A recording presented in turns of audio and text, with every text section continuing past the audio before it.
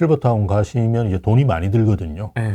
그럼 어떻게 하면 되느냐. 강남에 그 개포동에 있는 아파트 새로 많이 들어왔잖아요. 네. 그 아파트 20평이 한 20억 정도 하는데요. 그게 월세가 한 400 나와요. 그러니까 조금씩 월세로 돌리는 거예요. 본인 이제 자금 계획으로 맞춰가지고. 지금은 월세로 돌리는 걸 훨씬 좋아해요. 저는 좀 이해가 안 되는데 어쨌든 젊은 분들이 월세를 더 선호하세요. 일단 월세를 알아보고 월세가 없으면 전세를 또 찾으시거든요. 그리고 전세도 이제 우리가 월세도 완벽한 순수 월세보다는 보증금 1, 2억 정도 있잖아요. 마찬가지로 이제 보증부 월세라 그래가지고 이제 그 10억이 전세다 그러면 한 5억에 얼마 뭐 이런 걸로 계속 협상해달라고 그러고 집주인 입장에서는 또 5억을 그저 어떻게든 대출을 받든지 어디서 끌어와야 되니까 또 싫다 그러시고 막 그러는데 어쨌든 월세를 좋아하세요. 그래서 월세로 조금씩 돌리셔가지고 나중에 이제 월세 400, 뭐 그건 제가 볼 때 올라갈 거예요. 월세는 더 이제 500, 600 뭐 어느까지 올라갈지는 저도 모르는데요. 600. 와. 아 근데 지금은 3, 400은 일반적이에요. 월세 그 내시는 분들이. 그러니까 아까 제가 말씀드렸지 않습니까? 한 달에 이제 3, 4천을 보시기 때문에 월세로 3, 400 내는 거는 부담은 아니에요. 왜냐하면 우리가 월세라든지 이런 주거비는 그 소득의 30% 정도까지는 사람들이 부담할 용의가 있다고 합니다. 50% 넘어가면 위험하다고 하는 거지 50%도 꼭 나쁘지는 않은 거예요. 그래서 30%면 그 3천만 원만 해도 30%면 1천만 원. 그러니까 3, 400 월세는 외국에는 아주 흔하고요. 맨하탄 가면 원룸이 그냥 4, 500 해요. 그러니까 그냥 그렇다고 생각하시면 되는데요. 어쨌든 3, 400 내고 강남에 이제 편의시설 누리는 거를 그렇게 부담되게 생각 안 하시는 것 같아요. 그래서 그런 분들을 들여가지고 그죠? 계속 바꾸는데 저는 월세는 지금보다는 조금 더 오를 거라고 봐요. 왜냐하면 그 지금 현재 월세는 전세 가격을 월세로 전환한 거예요. 예, 그렇잖아요. 그래서 아까 말씀드린 수익률이 2.5에서 3% 정도밖에 안 돼요. 근데 원래 수익률이 한 5% 돼야 되잖아요. 수익률이 5% 되려면 이제 매매 가격에서 월세로 돌려야 되거든요. 그럼 아까 말씀드렸듯이 400 받는 걸 800 받아야 되는데 800 받을 수 있을까? 그러니까요. 자, 그건 고민이잖아요. 자, 그러면 이제 우리가 또 고민해야 될 사항이 뭐냐 그러면 월세화로 완전히 바뀌면 집값이 떨어질 건가에 대한 고민을 해야 돼요. 저는 조금 하향 안정화될 수도 있다고 봐요. 그러니까 월세는 올라가는 게 좀 한계가 있을 거고죠. 800 받기는 힘드니까 한 6, 700 정도. 그래서 매매 가격은 이게 월세로 보면 너무 높잖아요. 네. 우리나라 가격이. 그럼 조금 하향 안정화되면서 그죠? 완전 월세화로 되는 거. 그래서 그걸 대비하시고 제가 볼 때는 자꾸 시세 차익형으로만 생각하지 마시고 그죠? 월세 받는 상품으로서 아파트들을 이제는 조금씩 바라보시는 그런 스탠스를 좀 바꾸시는 것도 예, 좋지 않을까. 예, 그렇게 봅니다. 아, 근데 강남의 그런 고가 아파트들 월세로 바꿔나가려면 시간이 좀 그러니까 서서히 되겠죠. 서서히. 준비를 미리미리 해야 되겠네요. 예, 그렇죠. 뭐 민주당에서는 전세를 되게 싫어하지만 이거 하루아침에 바꿀 수는 없거든요.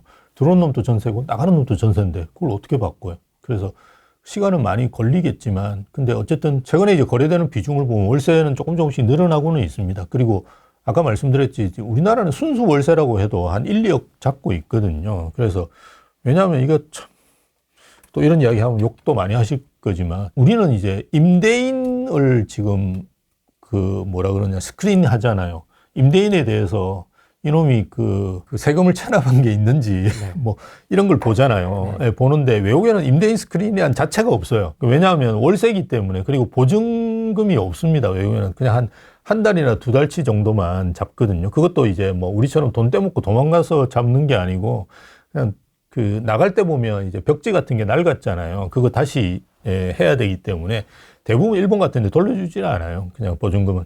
이제 그런 식으로 잡고 있는 건데 우리는 이제 돈 떼먹고 도망갈까 싶어가지고 1억씩, 2억씩 이렇게 잡고 있는 거잖아요. 그래서 외국에는 뭐가 있냐 그러면 임차인 스크리닝이 있어요. 그래서 임차인한테 그 재직증명서 가져오라고 그래요. 문제 있으면 보증보험 들어가지고 갖고 오라고 그러고 이런 식으로 해요. 아무나한테 안 빌려줘요. 저희 형도 미국에서 오래 공부했는데 미국 처음 가가지고 집을 못 구했어요. 기숙사 처음 못 들어가가지고 집을 못 구했는데 그거 이유가 그래요. 너 뭐 신용이 있다고 그 내가 집을 빌려주냐 이거예요. 고학력자인데도요? 아니 그러니까 그거 아니 고학력자인데 자산이고 뭐가 없잖아요. 학생이니까 이렇게 안 빌려주는 거예요. 그래 교수가 와서 인보증. 와. 여러분 한국에는 인보증이 이제 없어졌잖아요. 미국이나 일본에 있습니다. 인보증이. 그래서 보증 우리나라는 긍정적인 요소가 되게 많아요. 인보증 같은데 왜냐하면 내가 이 사람을 신뢰한다라는 걸 이렇게 해서 대부라든지 그죠 이런 제도들이 외국에는 있어요. 그래서 교수가 인보증을 써서 들어갔어요. 네. 교수님이 오셔가지고. 네, 교수님이 오셔가지고. 학생 월세방 구하는데. 왜냐하면 방법이 없으니까. 그리고 자기가 어쨌든 뽑은 학생이잖아요. 그러니까 뭐 길거리 나앉을 수도 없죠. 그리고 기숙사는 이미 다 찼고, 예, 그런 상태였어요. 그래서 그 임차인에 대한 스크리닝을 엄청 철저하게 해요. 그래서 제가 그걸 칼럼에 한번 썼더니만 또 밑에 댓글이 도덕론부터 시작해가지고 뭐 이러는데 어쨌든 외국 사례는 그래요. 그래서 여러분 좀 글로벌하게 움직이시는 분들은 제 말씀을 뭐라고 이해하실 건데요. 어쨌든 예, 제가 볼 때는 서서히 이제 월세화로 가면서 가격은 좀 하향 안정화되고 그렇다 그러면 저는 아주 좋다고 봐요. 그래서 이를테면 내가 개포동에 그죠 한 20평대 아파트 그건 월세 진짜 잘 나가거든요. 지금 400인데 한 5, 600 정도를 받을 수 있다 그러면 무슨 걱정이 있습니까 노후에. 그러니까요. 그거 하나 가지고 있으면 끝이죠. 연금 몇 개보다 낫다. 그리고 저 실버타운 저 클래식 500입니까? 한 명당 500만 원 들어간다는데요. 아, 진짜요? 그런 데 가지고 있으면 되죠. 진짜. 월세 받아 그냥 주면 되죠. 뭐 이런 식으로. 예. 주택연금 왜 합니까? 그냥 월세 받으면 되죠. 주택연금 여러분 생각하실 때 뭐 좋은 거라고 생각하지만 사실은 지방에 있는 안 오르는 아파트 10억짜리 이런 걸 넣으면 제일 좋고요. 서울은 오르잖아요. 오르면 손해예요. 예, 오르는 걸 다시 재산정 해주지 않거든요. 강남에 있는 아파트 주택연금 하면 그만큼 바보짓이 없어요. 예, 그러니까 그런 거는 그냥 월세를 받으면 월세 계속 오르죠. 따박따박 들어오죠. 그리고 도망갈 염려도 도망가도 보증금 이만큼 들고 있는데 그게 무슨 상관이 있어요. 그러니까 그런 월세 방향으로 가고 있는 데서 기회 같은 걸 찾으실 수도 있다고 봐요. 예. 교수님은 은퇴하면 어떤 뭐 실버타운이라든지 뭐 어떤 계획을 갖고 계십니까? 아니요, 저는 뭐 지금 마곡에 사는데요. 마곡이 너무 좋아요. 그래서 그냥 최근에 이제 저기 원글로버라든지 거기 트레이더스 들어왔거든요. 그래서 저희는 이제 7단지 살기 때문에 너무 가까워요. 그래서 걸어가가지고 밤에 쇼핑 같은 것도 하고 싹개 같은 거 한 박스 들어오고 차를 가지고 가면 불편한데요. 그냥 걸어와도 큰 문제 없어요. 그래서 그런 거 술 같은 거 이제 많이 사야 되는 거는 예, 안 상하는 것만 사면 되니까요. 그리고 이제 앞으로 그게 지금까지 몰이 없어가 되게 불편했는데 밑에 다 깔려요. 그래서 공원 있고 뭐 LG 아트센터 가끔씩 뮤지컬 오면 집사람하고 보러 가거든요. 그래서 거기 계속 저는 살려고 해요. 거기 실버타운도 하나 들어오거든요. 루웨스트 해가지고 들어오는데 노지현 씨 와가지고 막 선전하고 이랬는데 근데 실버타운은 지금은 들어가시기가 여러분도 힘드실 거예요. 제가 이제 그 나이는 됐는데요. 들어가기가 힘들어요. 왜냐하면 거기는 평균 연령이 한 70대 후반이거든요. 가면 제가 막 숟가락 놔드리고 물 떠다드리고, 막내. 예, 물 떠다드리고 막 야단 먹고 그래야 되는 나이기 때문에 그렇게 할 수는 없고. 근데 뭐 어느 순간에는 들어가야죠. 근데 실버타운 중에도 이제 나중에도 실버타운 특집 해가지고 제가 말씀드리면 되게 좋은데 분양형이 있고 임대형이 있는데요.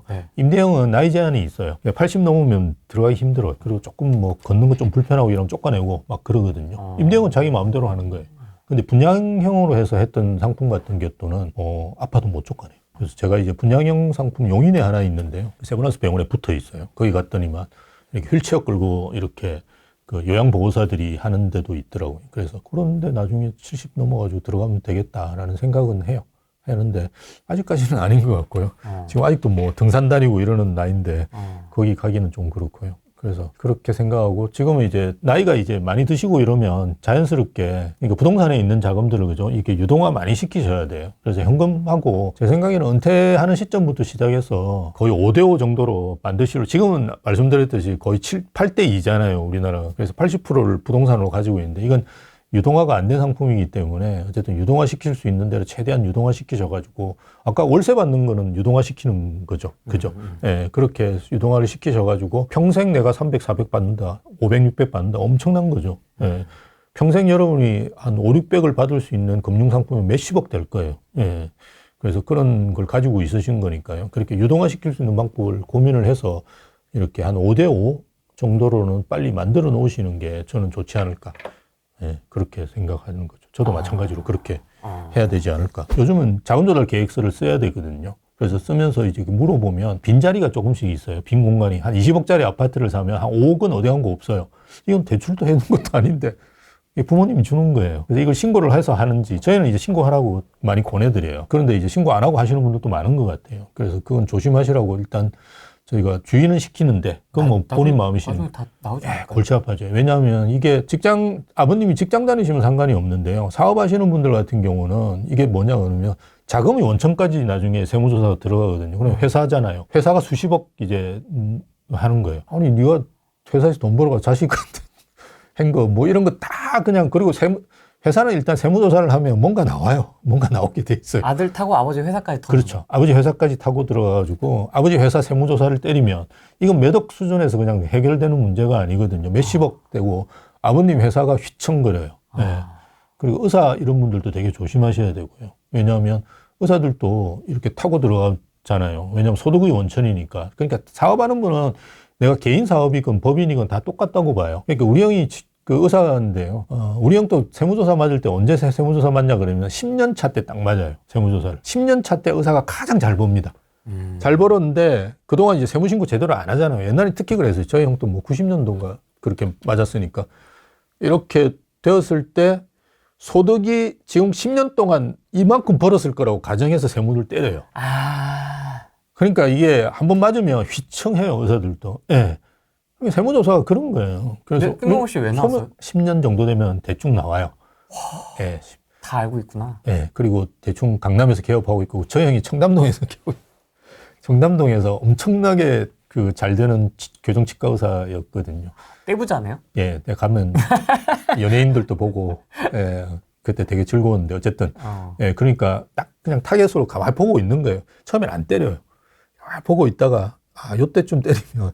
그러니까 국세청이나 아니면 세무서 입장에서도 이렇게 하면 그 효과가 있어야 되잖아요. 나도 내가 나가는데 뭔가 가성비가 있어야지 나가서 그죠? 이렇게 뽑아낼 수 있지. 갔는데 뭐 한 1, 2억밖에 못 추징했다 이러면 야, 너 그거 왜 갔어? 며칠 동안이나 이러면서 이렇게 이야기할 거 아니겠어요, 상사가. 그러니까 갈 때 그냥 몇십억 아니 뭐 최소 10억 정도 이제 뽑아낼 수 있도록 그걸 딱 골라서 그냥 가는 거예요. 다 알죠, 세무사들.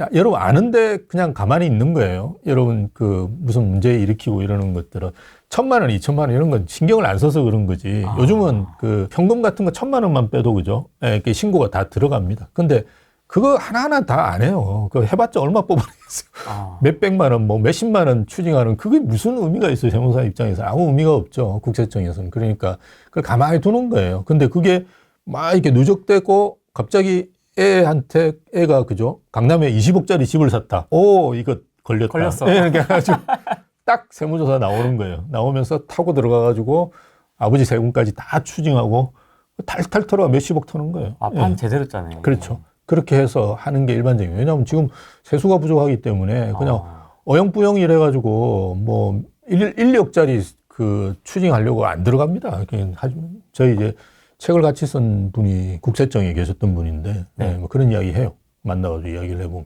그리고 저희 형 세무조사하고 이랬던 거 생각하면 그랬던 것 같아요. 조심하셔야 됩니다. 근데 어쨌든 빈 공간이 있는데 그 빈 공간이 대부분 아버님이나 어머님들이 주시는 게 많아요.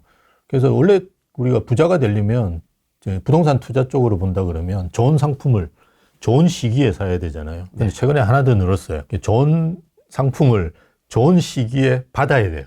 부모님한테. 그게 아마 향후 10년 동안 저희 같이 이제 자산 관리하는 사람들 입장에서는 제일 큰 비즈니스예요. 예, 그래서 보험회사가 그런 걸 많이 하거든요. 지금 아니 현금에 내가 100억이 있어요. 이거 빼낸다고 여러분 뭐 저한테 상담하러 온 분이 그 현금 다 빼내가지고 제가 들고 있으면 안 됩니까? 아들이 그렇게 이야기하는데 그 빼낸 거 다 어디 갔는지 다 하죠. 소명해야 돼요. 다 소명해야 돼요. 나중에 아버님 통장 다 까고요. 여러분 통장 다 까요. 그래서 다 이렇게 비교를 해요. 예.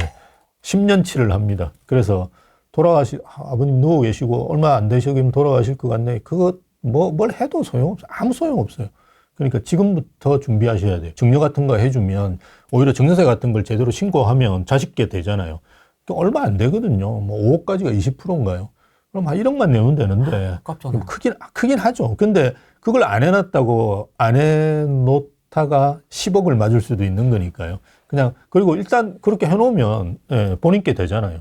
그리고 서울에 좋은 아파트 사놓으면 오르잖아요. 그럼 나중에 지금 이제 안 오르는 상품을 나중에 10년이나 20년 내가 죽기 전에 뭐 이렇게 보면 거의 뭐 두세 배 올랐을 거 아니에요. 그러면 지금 내는 1억이 아깝냐? 그렇지 않거든요. 그래서 조금 적극적인 자세로 하면 좋고 요즘은 이제 결혼하면 또 한 3억까지인가 그렇게 양쪽에서 이렇게 받아가 할 수 있으니까요. 그런 것들 엄청나게 잘 활용하셔야 돼요. 엄청나게 잘 활용하셔야 돼요. 장기 플랜으로 좀. 그렇죠. 이게 사람이 물론 갑자기 죽는 건 어떻게 할 수 없고요. 근데 대략 한 90까지는 사시잖아요. 요즘 저도 보니까 대략 한 뭐 남자들도 한 90까지는 사는 것 같아요. 그러면 뭐 한 70 됐다 그래도 20년이 남았잖아요. 일단 평균적으로 보면 한 20년이 남았고 그 사이에 계속 플랜을 잘 짜 나가야 돼요. 그리고 돌아가실 때 현금이 있어야 되기 때문에 종신보험 같은 것도 좀 제가 보험회사 뭐 자꾸 말씀드리는 것 같은데 그렇게 현금이 나와야 돼요. 돌아가실 때 현금이 있어야지 이걸 그냥 처리를 할 수 있거든요. 상속세 이제 무조건 낸다고 생각하셔야 돼요. 서울에 집 있다 그러면 내가 상속세를 뭐 적게 내고 이런 거는 되는데 상속세 안 낸다고 바둥거리실 필요는 없고요. 내야 되는데 얼마만큼 줄일 수 있느냐를 고민하셔야 되는데요. 그럼 현금이 있어야 돼요. 내가 그냥 현금 뭐 몇십억 들고 있다, 한 30억 들고 있다 이러면 뭐 걱정 안 하셔도 되는데 그게 아니면 팔아야 돼요. 그렇잖아요. 뭐 6개월인가 아마 그럴걸요. 상속세 납부 그게 6개월 만에 안 팔려요. 어떻게 팔아요 그걸. 그러니까 어떻게 해야 돼요? 30억짜리면 25억에 팔아야 돼요. 네, 그래서 그렇게 할 수밖에 없어요. 금매라는 게 보통 그렇게 많이 나옵니다. 이혼 뭐 이런 거. 이혼해가지고 재산 분할해가지고 집사람이 계속 뭐 돈 달라 그러는데 빨리 팔아야 될 거 아니에요. 그러니까 뭐 빨리 내가지고 헐값에 팔고 뭐 그런 거 아니고는 강남에 뭐 그렇게 나올 수가 잘 없죠 사실은.